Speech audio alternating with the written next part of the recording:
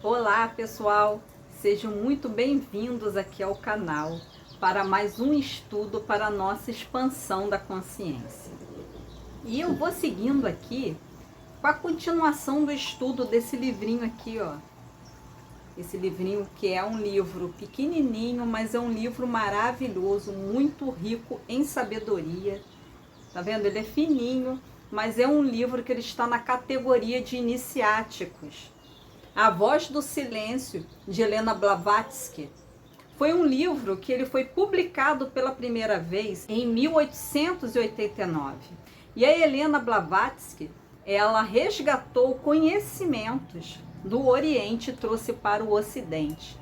Então ela fez um trabalho maravilhoso, foi uma mulher desbravadora, veja que isso lá no século XIX, e ela conseguiu resgatar essa pérola, traduzir e trazer para nós aqui do Ocidente.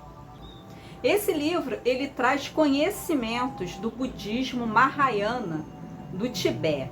E ela costumava dizer o seguinte, como não foi um livro que ela escreveu, ela simplesmente ela assimilou, ela teve contato com esse conhecimento, ela decorou, traduziu e trouxe para gente. Isso mesmo, ela decorou, porque naquela época não era permitido fazer cópia dos manuscritos sagrados dos mosteiros tibetanos. Então ela decorou partes do livro dos Preceitos de Ouro, que é um livro tibetano, que é um livro que ele é obrigatório no estudo dessa escola, e ela decorou, ela transcreveu, ela traduziu para o inglês e trouxe aqui para o nosso mundo. E ela costumava falar o seguinte: aqui tem um ramalhete de flores escolhidas. Não há nada meu nele, a não ser o cordão que as ata. Ou seja, que ela deixa bem claro que ela foi apenas uma ponte, né? Uma pessoa especialíssima que teve essa missão de trazer esses conhecimentos para nós, que ajudou assim inúmeras pessoas a compreender mais a nossa evolução aqui, a nossa evolução espiritual. Se você por acaso veio parar nesse vídeo aqui de paraquedas, esse é o terceiro vídeo de uma série sobre o livro A Voz do Silêncio. Já tivemos 2 vídeos anteriores. Então é importante, né, para que não perca o fio da meada, se você está aqui e tem interesse no estudo desse livro, volte lá e assista nesses 2 primeiros vídeos. O primeiro, basicamente, eu falo do livro e falo um pouco da Helena Blavatsky, quem foi essa grande mulher. O segundo vídeo eu falo sobre o primeiro fragmento e hoje aqui eu vou tratar do segundo fragmento do livro. Esse livro ele é dividido em 3 fragmentos. Por isso, né, essa série ela tem 4 partes, para que não fique tão longo, porque esse é um assunto que nós devemos estudar com calma, com cautela, porque são informações muito preciosas. E esse segundo fragmento se chama As Duas Sendas. E ela vem logo no primeiro verso nos falar o seguinte: e agora, ó mestre da compaixão, ensina o caminho aos outros homens. Olha, todos aqueles que batem a porta em busca de admissão, esperam na ignorância e trevas ver escancarado o portal da doce lei. Bom, no primeiro fragmento foi abordado, inclusive o nome desse primeiro fragmento é o mesmo nome do livro, A Voz do Silêncio. Mas o que seria essa voz do silêncio? No primeiro fragmento explica muito bem isso. Essa voz do silêncio seria a nossa voz espiritual, do nosso eu superior, do nosso Atma, aquilo que está lá mesmo no nosso íntimo. E que nós devemos acessar, porque o acesso, né, ao nosso Atma, a nossa centelha divina, a gente ouvir essa voz espiritual, é o que vai nos levar realmente à evolução e vai nos mostrar um caminho para que a gente saia dessa roda de samsara, que é a roda das reencarnações. Então, esse primeiro fragmento, ele é muito importante porque ele nos mostra os caminhos para que a gente consiga, de alguma forma, começar a acessar esse nosso eu interior, que ela coloca como eu maiúsculo, né, que é o eu superior, que a gente, na verdade, desperte ele e coloque ele acima desse eu inferior, que é o nosso ego, né? Porque nós estamos nesse mundo aqui de Maia, nesse mundo de ilusões, e o nosso ego é que é alimentado. Muitas vezes, né, a maioria das pessoas, elas acham que elas são a personalidade, que é o ego. Mas não. Quem nós somos de verdade é o eu superior, não é a personalidade. É o Atma, é essa centelha divina. E isso que nós temos que descobrir em nós, que é o Deus dentro da gente. Então, o segundo fragmento começa com esse verso. Já que nós conseguimos escutar a voz do silêncio, então vamos ensinar os outros, vamos tentar ensinar as outras pessoas como alcançar essa dádiva. E ela aqui nos fala que nós devemos seguir a doutrina do coração, que é o que Buda, essa escola de budismo, chamava de um ensinamento maior, que seria a doutrina do coração. E que são 6 virtudes que vão transformar o nosso corpo na árvore do conhecimento.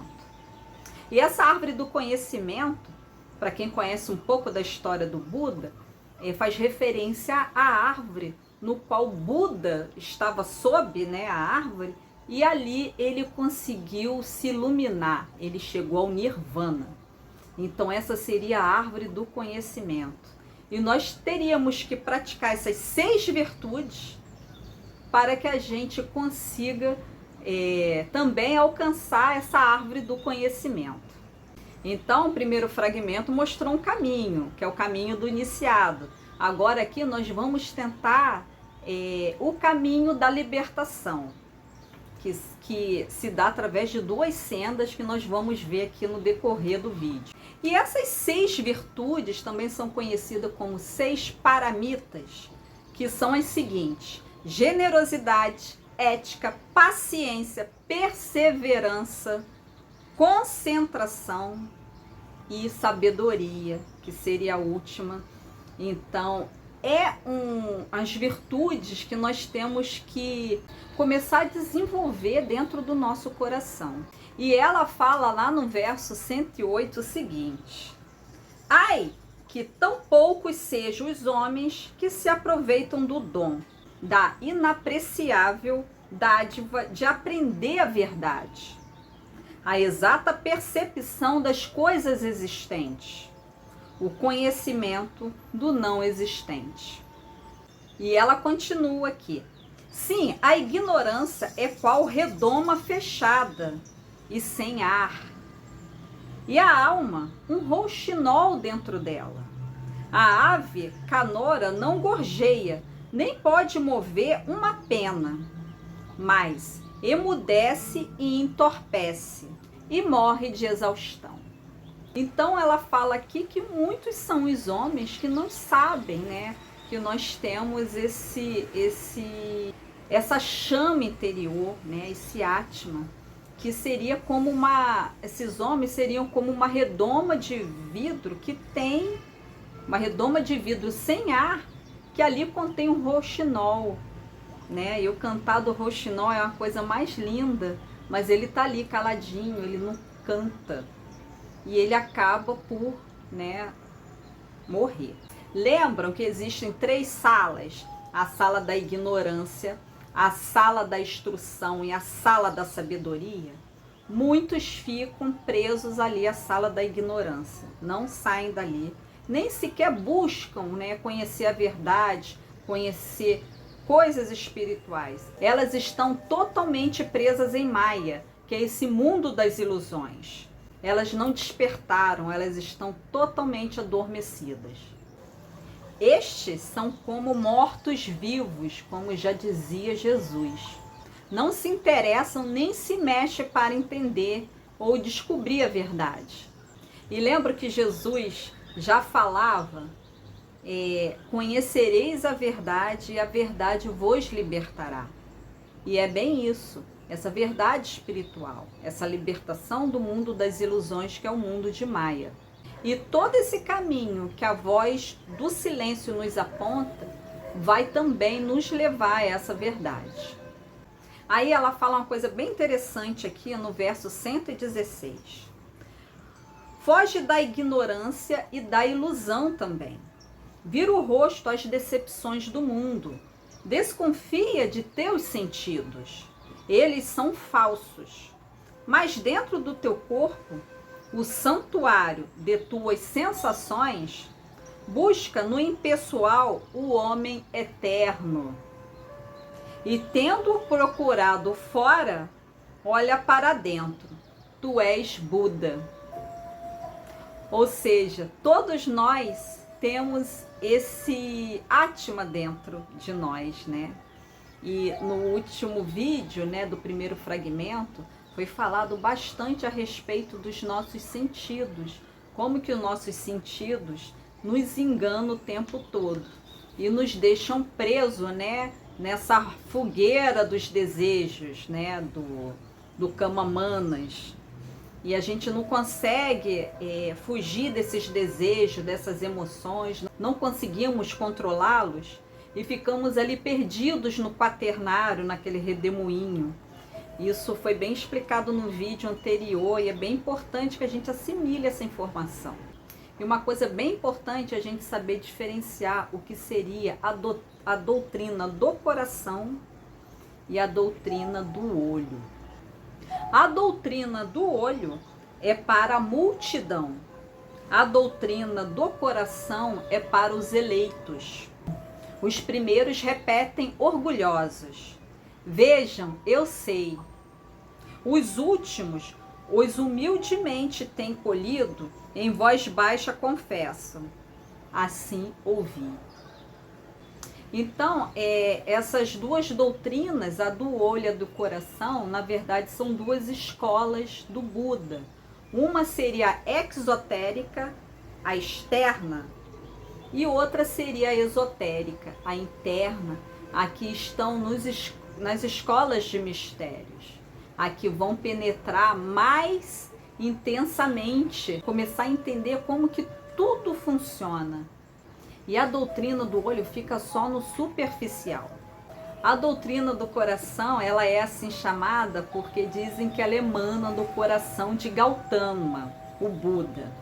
Já a outra do olho, que é para as grandes massas, ela vem realmente do mundo. Aí o verso 121 fala uma coisa bem tocante aqui, referente ao karma. A roda da boa lei gira rapidamente, mói noite e dia, separa do dourado grão as cascas inúteis e da farinha o farelo. A mão do carmo guia a roda, cujas rotações marcam as palpitações do coração kármico. Olha que forte essa passagem, né, gente? Aqui ele fala bem sobre o karma e que essa farinha, né, que é separada dessa casca inútil, essa farinha que seria a pureza, seria o verdadeiro conhecimento. E essa casca que ele fala que é inútil, seria o que eles chamam de falsa erudição, que na verdade são falsos ensinamentos sobre a sabedoria. Esses com certeza trilham o caminho da doutrina do olho, que nada mais é do que os dogmas, as letras mortas, o ritualismo eclesiástico, tudo aquilo que é voltado para aqueles que se contentam com as formas exotéricas. Aquela questão, né, da pessoa, ela se acha que ela está fazendo a parte dela espiritualmente falando, e só vai naquela missa de domingo e se contenta com isso, acha que aquilo ali ela está fazendo o papel dela. Só que o caminho e o trabalho, ele é muito mais árduo do que isso aí não é nada. Outro ponto importante que é colocado aqui no livro é que à medida que nós formos conquistando e chegando perto dessa sabedoria, nós temos que ter muito cuidado com a vaidade e a soberba. Isso seria aquela inflamação do ego. Aqui mesmo no livro se fala que os elogios, que o discípulo ele deve evitar os elogios, porque os elogios eles levam à autoilusão. A pessoa começa a se sentir demais. Ela pode se achar o desapegado, mas na verdade não. Ela começa a se apegar naquela imagem dela, que é um ser que tem sabedoria, um sábio, e que começa a se apegar àquilo ali. Então, nós que estamos trilhando esse caminho, temos que ter muito cuidado com isso. A humildade, ela é fundamental. Outro ponto importante que o livro vai nos ensinar é o seguinte: se te dizem para obter a libertação tem que detestar tua mãe e desprezar teus filhos, de renunciar a toda compaixão pelos homens e animais, diz-lhes que é falsa a sua linguagem. Então, muito cuidado com isso aqui, muito cuidado. O livro ele é muito enfático sobre esse tema, tá? Nós não devemos nunca renunciar aos nossos compromissos. Nós temos compromissos com outras pessoas. A renúncia que é falado no livro não é você deixar de lado as coisas que você tem compromisso, negligenciar esses cuidados com pessoas que dependem de você. Ela fala isso porque desde aquela época já tinham correntes de escolas que falam que a pessoa deve renunciar a tudo, que ela deve ir, sei lá, para uma floresta, ela deve ir para um mosteiro, para um templo, ficar lá meditando para alcançar a iluminação. Isso não existe. Você não pode renunciar aos seus compromissos. Isso até é uma questão kármica. Você tem um karma para cumprir com aquelas pessoas, com aquele lugar, com coisas que aparecem na sua vida. Você não pode negligenciar essas coisas.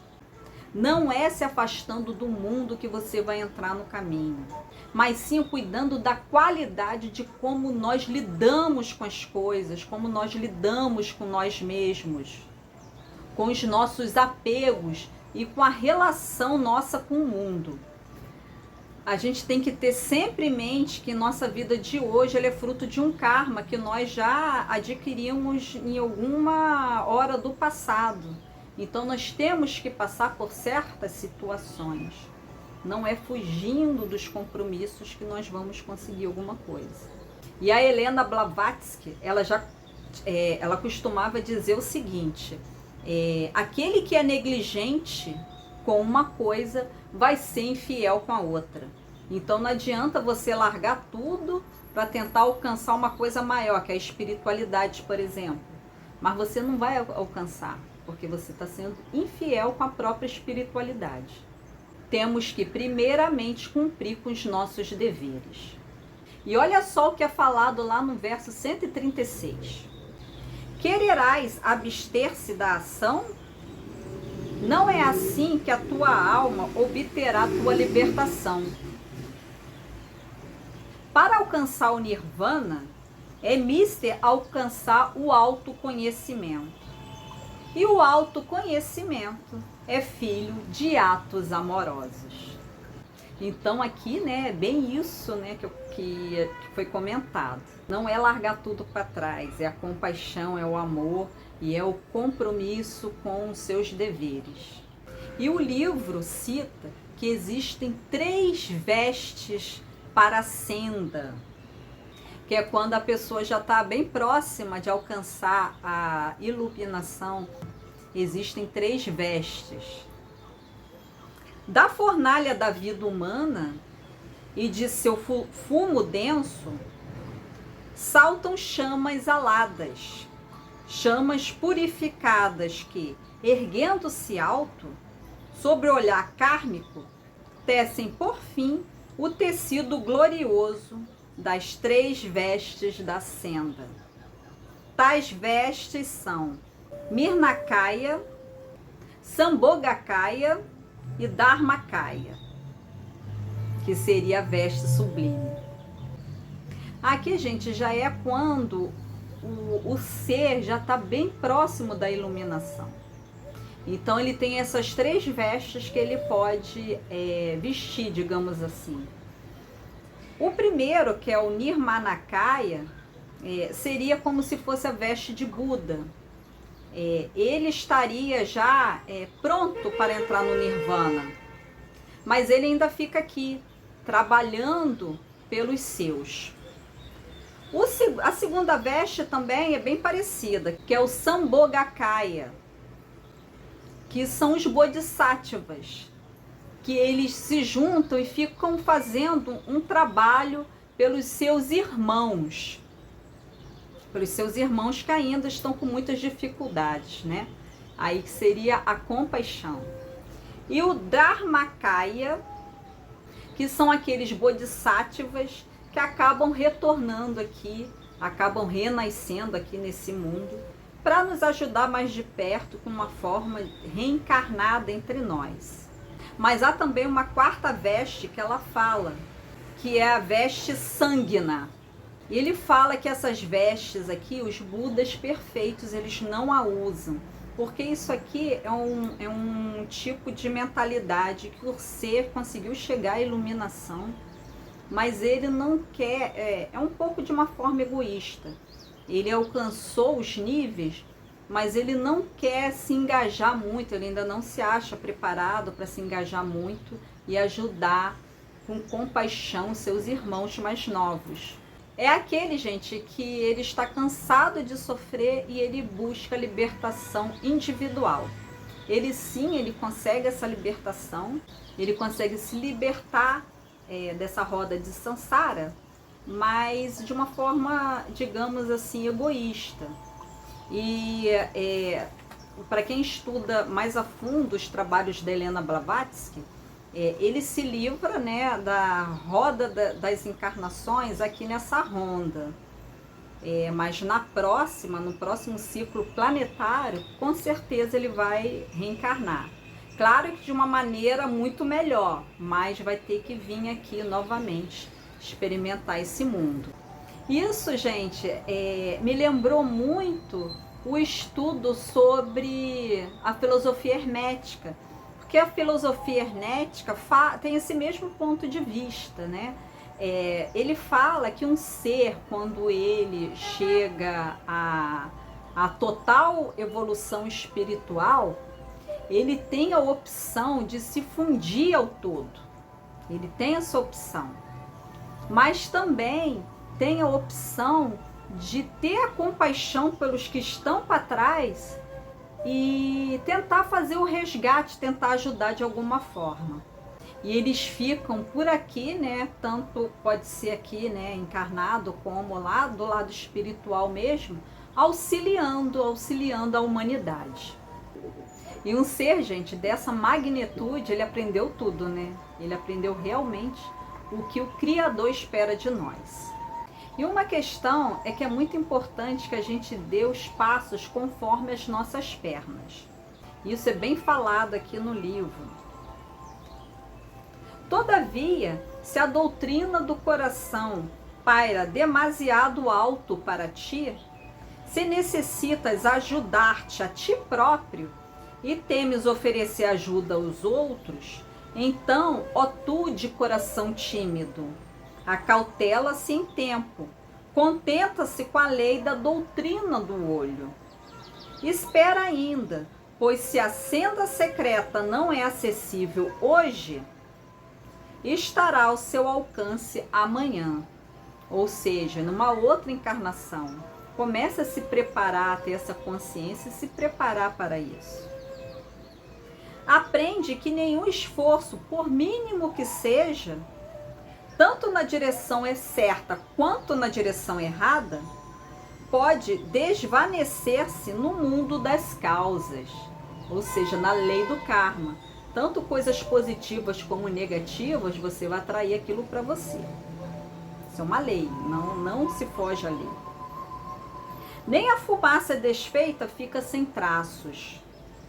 Uma palavra brusca proferida em vidas passadas não se perde, mas renasce sempre.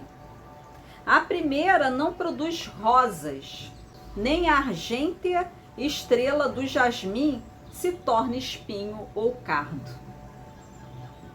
Podes criar hoje as oportunidades de amanhã. Na grande jornada, que são os ciclos das reencarnações, as causas semeadas cada hora produzem cada qual sua colheita de efeitos, porque uma rígida justiça governa o mundo, com o potente impulso de sua ação infalível. Ela traz aos mortais vidas de felicidades ou aflições, que são a progenie kármica de todos os seus anteriores pensamentos e atos. Então, gente, é questão de não se desesperar, ter calma e paciência, porque tudo tem a sua hora certa. Faça as coisas de acordo com suas condições, de acordo com o que você pode alcançar. E assim você vai plantando, vai semeando o seu caminho. Nós podemos aos poucos ir matando os nossos vícios e os substituindo pelas 6 virtudes, na qual nós já falamos, as 6 paramitas, as 6 grandes virtudes. A gente pode começar a semear, a trabalhar nessas virtudes e começar a matar nossos vícios que tanto impedem a nossa evolução. Você não pode ser o Sol, ser então humilde planeta. Sim, se estás impedidos de brilhar como o Sol meridiano sobre a montanha nevada da pureza eterna, escolhe então, ó neófito, um curso mais humilde. Seja humilde se queres adquirir sabedoria. Seja mais humilde ainda quando houveres te assenhorado da sabedoria.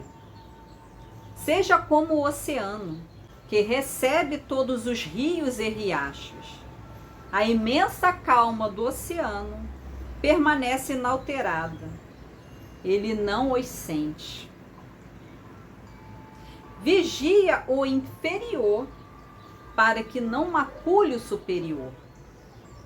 Dentro do teu eu, que é o teu eu superior, está o caminho para a libertação final.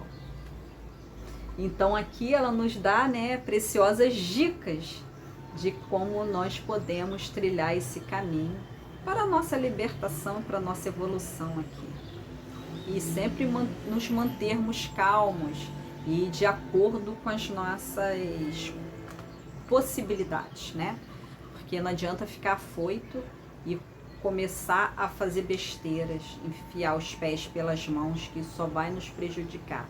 Vem a lei do karma com tudo, E esse fragmento nos ensina que há 2 sendas.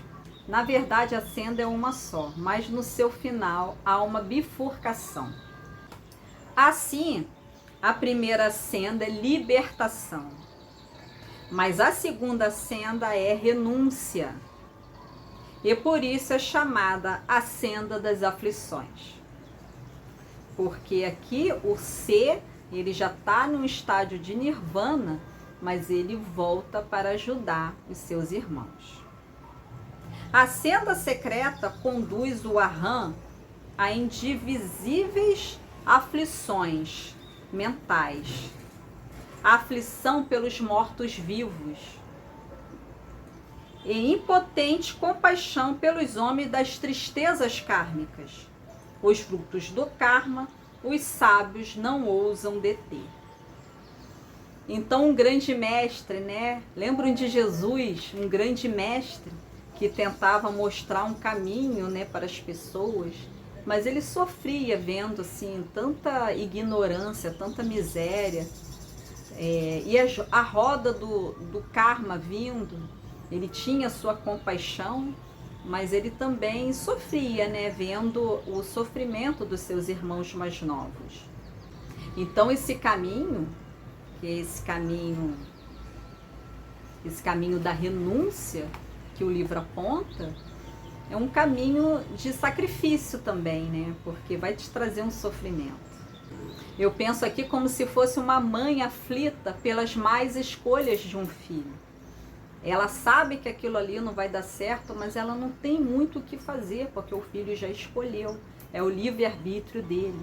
Então ela fica ali impotente, né? E vê o filho entrando numa furada que ela, pela sua experiência, ela já sabe que aquilo ali não seria legal para ele. E o livro termina esse segundo fragmento com versos inspiradores. Mas está dito, os últimos serão os maiores. O mestre da perfeição renunciou seu eu pela salvação do mundo, detendo-se no limiar do nirvana, o estado imaculado. Por amor aos outros, adiou esta recompensa. Realiza a maior renúncia.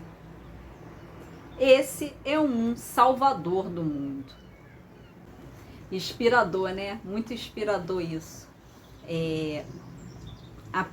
O ser, né? Ele tem a sua escolha, ele pode entrar no nirvana, sair disso, mas não, ele fica aqui por compaixão aos demais. E a Helena Blavatsky nos fala que agora nós já conhecemos os dois caminhos. E chegará o dia em que nós teremos que optar por um deles. Então, gente, qual caminho o peregrino irá escolher? A busca egoísta pela libertação do sofrimento ou a renúncia ao nirvana por pura compaixão por todos os seres do mundo? Fica aí, né, as duas sendas, duas possibilidades que um dia nós iremos escolher. Esse livro, gente, ele é maravilhoso. Eu confesso, porque ele é escrito em versos e eu me emociono muito com com a maneira no qual essa escrita é conduzida. É um livro muito bonito, eu acho que é um dos livros mais belos que eu já li, que me tocou profundamente. Esse livro, ele é muito importante, muito maravilhoso, de uma forma que toca assim, toca de verdade o nosso coração. Então, gente, terminamos aqui o segundo fragmento e na próxima semana estarei fechando o estudo desse livro com o terceiro e último fragmento, que se chama Os Sete Portais. Com certeza vão vir mais emoções aí. Então, vocês notaram que o primeiro fragmento, quando a pessoa, o ser, consegue ouvir a voz do silêncio, ela se torna um iniciado. Depois, ela aqui já se torna um bodhisattva. Ela pode escolher, ela tem a opção das duas sendas, qual que ela vai escolher. Aí é uma opção individual de cada ser, né, de acordo com o seu coração. E vamos ter o desfecho do terceiro fragmento na próxima semana. Então eu desejo a todos vocês muita paz, muita luz. E namastê.